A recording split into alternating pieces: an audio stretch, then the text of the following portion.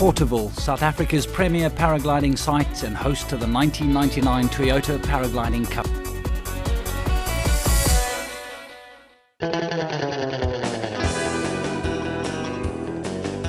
Temperatures were not the only things to soar during the midweek of December. Lured by the potential of sunny skies, the paraglider pilots came from Germany, Holland, England, as well as South Africa to compete in the last competition of the millennium.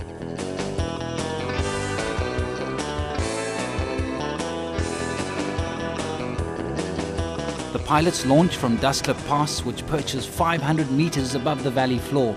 As the sun heats the rocks below, warm air currents rise, lifting the skilled pilots effortlessly from the mountains into the sky above. The pilot must remain inside the column of rising air or risk sinking down to the valley floor.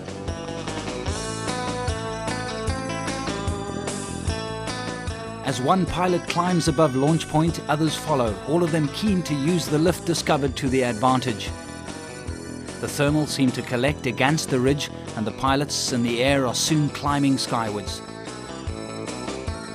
Today, pilots have to navigate down the Olifants River mountain range, then make a treacherous crossing over the mountains before reaching goal at the end of the Citrusdal Valley, a distance of 52 kilometers and a very challenging task.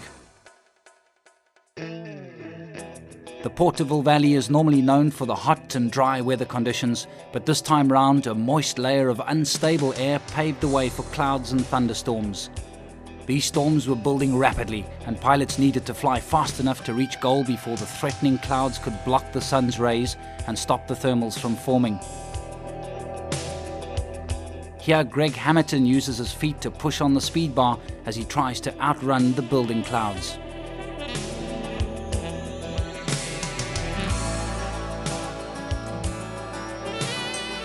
It is crucial to build enough height before crossing over the mountains to the Citrusdal Valley. The wind rises on the west of the mountains but spills over the top, causing downdrafts on the eastern side. A paraglider caught in these downdrafts would be forced to land in the wild, untamed area near the peaks, scoring fewer distance points.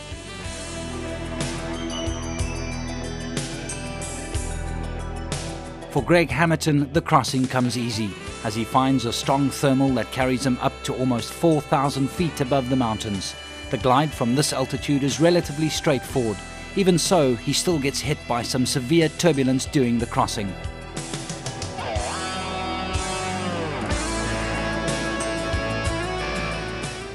Newcomer Craig Richards crosses the goal line first, completing the 52-kilometer flight after spending 2 hours in the air. Inexperienced at competition flying, Craig demonstrates an uncanny talent which may well earn him the coveted Toyota Paragliding Cup.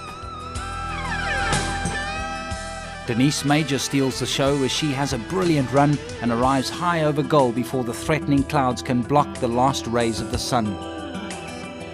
She is the first and only lady to make it to goal, and she is delighted. The time for flying has passed. Rain begins to fall and strong winds come tearing down the valley. All the pilots are down and safe, and even some of our feathered friends find it better to wait this one out.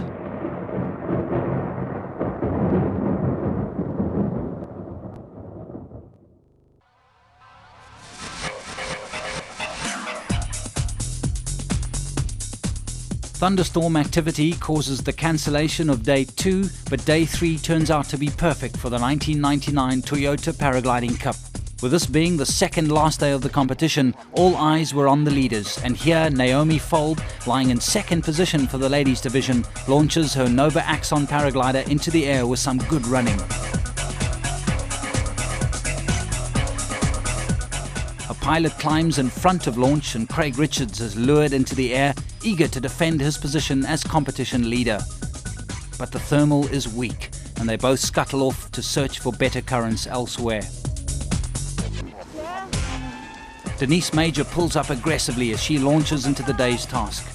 Pilots have to fly 30 kilometers to the south of Dasklip Pass to the town of Saron, then back to Porterville town for a total distance of 53 kilometers. This task proves to be challenging as the first leg is a battle against the headwind. Although paragliders fly at around 40 kilometers an hour, the headwind pushes them back, reducing progress over the ground to a snail's pace. Flying too fast and missing a thermal means going down, and for some pilots, landing out along the route is the only option. For them, the retrieve truck will provide the ride for the rest of the journey to goal. These pilots might not have scored many points for the day, but the flying stories are as big as ever. Chris. Who was in the red glider? I'm worried about the Congratulations. That was the worst I ever. Yeah, as well. Denise Major speeds ahead, hoping to travel the length of the ridge in the shortest time. But the tactic is costly, and she finds herself downed without the help of the expected thermals. If Naomi Folb should fly further than where she has landed, she may find her overall lead in the competition threatened. Well, I was working in the valley, and it was working nicely. But when I got this far, the thermals were too broken up to stay in. And I couldn't get back onto the mountain because I was too low. The pilots battle with the increasing turbulence, determined to fly those few miles further. Competition leader Craig Richards goes down short of the turn point and watches from the ground as his overall lead is threatened. At the end of the day, the scores are tallied. Craig and Denise are still the leaders, but the competitors are hot on their heels, setting the scene for an exciting last day. The final day of the 1999 Toyota Paragliding Cup dawns, and the approaching cold front pushes the first cool weather of the week against the Dasklip Pass. The clouds rise to just above the mountains, and a short race to the town of Porterville is selected.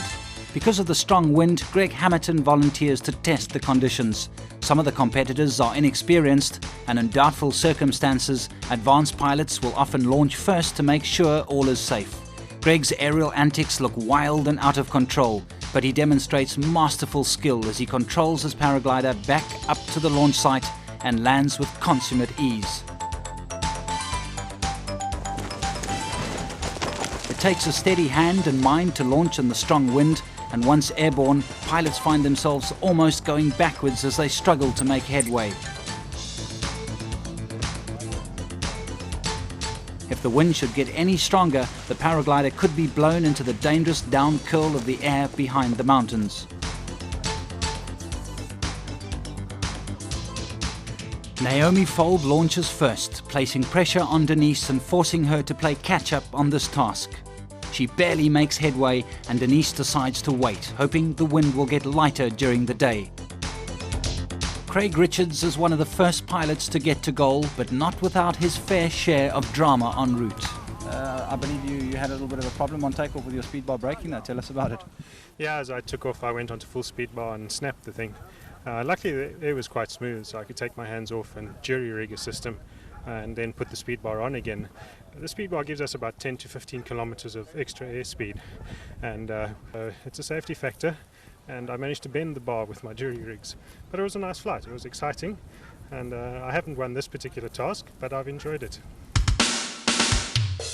Denise Major doesn't manage to launch in the strong conditions, leaving the competition wide open for Naomi Folb, who flies the course and lands barely 100 meters from the goal line, taking the lead as First Lady pilot. 100 meters short of goal at the end, but you must have been pleased with the way things turned out. Yes, it was a bit frustrating landing just short of goal, but I thoroughly enjoyed the flight, so I was very happy with it. The South Africans dominated this year's event, with UK pilot Neil Roberts 5th being the highest placed foreign pilot. For next year's event, there are even more foreign competitors expected, promising to make the Toyota Cup 2000 a truly international event on the paragliding calendar.